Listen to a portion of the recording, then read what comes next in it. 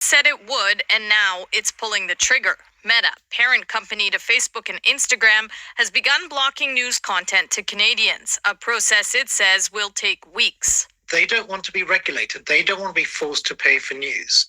And they are powerful enough to be able to say, well, we just won't play this game. We'll just leave it. Something the Canadian government's Online News Act would make them do. It would require companies like Google and Meta to compensate news organizations for posting their content. Commercial media companies aren't making the money they used to.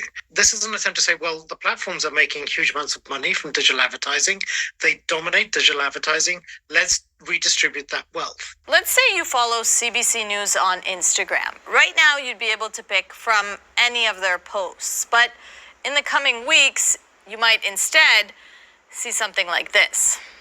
The federal government has always maintained its law is meant to bolster journalism in Canada, both big and small. The Online News Act is modeled after a similar law in Australia.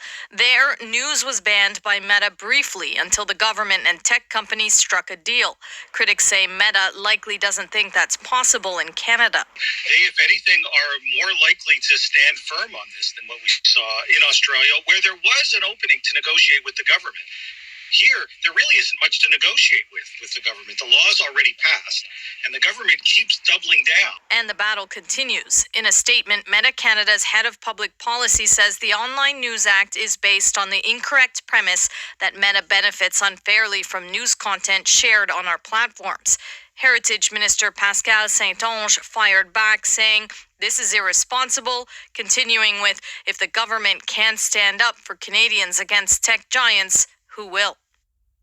Now, Sarah, this decision from Meta obviously has an effect on CBC as a media organization. What is this corporation's position? Well, CBC Radio-Canada re-echoing in a way what the Heritage Minister said. They're saying this move from Meta is irresponsible, that it's an abuse of their market power. In a press release, the corporation said that this move leaves people who rely on the platform for news with unverified sources on their feeds, and they are hoping and asking Meta to reconsider its decision. Thanks, Sarah.